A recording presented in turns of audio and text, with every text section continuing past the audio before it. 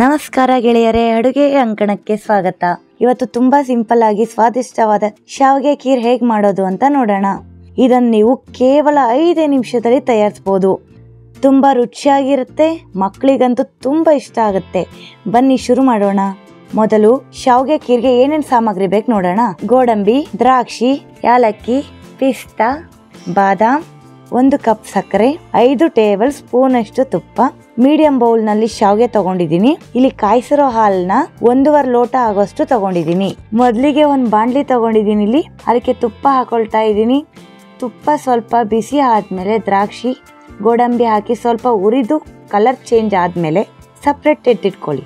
ಅದೇ ತುಪ್ಪಕ್ಕೆ ಶಾವಿಗೆ ಹಾಕಿ ಸ್ವಲ್ಪ ಹುರಿದಿಟ್ಕೊಳ್ಳಿ.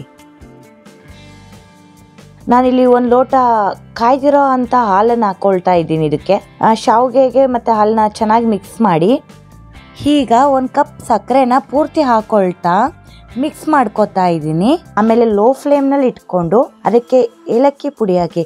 ಯಾಕಂದರೆ ಏಲಕ್ಕಿ ಪುಡಿ ಈಗಲೇ ಹಾಕಿದ್ರೆ ಅದ್ರ ಫ್ಲೇವರ್ ಚೆನ್ನಾಗಿ ಇಟ್ಕೊಳ್ಳುತ್ತೆ ಅಂತ ಅಷ್ಟೇ. ನೀವು ಬೇಕಾದ್ರೆ ಲಾಸ್ಟಲ್ಲಿ ಕೂಡ ಹಾಕೋಬೋದು. ಆ ಏಲಕ್ಕಿ ಫ್ಲೇವರ್ ಜೊತೆ ಈಗ ಚೆನ್ನಾಗಿ ಫ್ಲೇವರ್ ಘಮ ಘಮ ಅಂತ ಇದೆ.